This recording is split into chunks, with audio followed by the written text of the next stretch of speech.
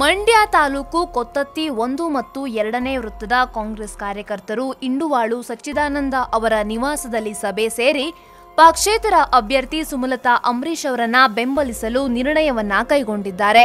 ಇದು ರಾಜ್ಯ ಕೈ ನಾಯಕರ ಕೆಂಗಣ್ಣಿಗೆ ಕಾರಣವಾಗಿದೆ.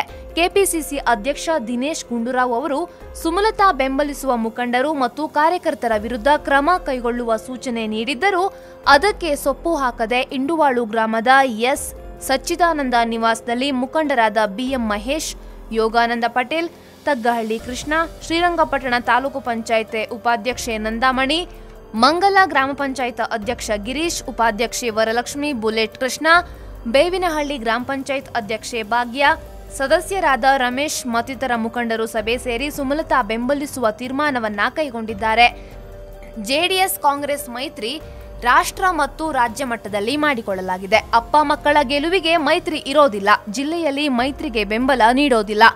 ನಾವು ಪಕ್ಷೇತರ ಅಭ್ಯರ್ಥಿ ಸುಮಲತಾ ಅವರನ್ನ ಬೆಂಬಲಿಸೋದಾಗಿ ಅವರು ಬಹಿರಂಗವಾಗಿ ಘೋಷಿಸಿದ್ದು, ಯಾವುದೇ ಕ್ರಮ ಕೈಗೊಂಡರೂ ಅದನ್ನ ಎದುರಿಸಲು ತಯಾರಿರೋದಾಗಿ ಹೇಳಿದ್ದಾರೆ.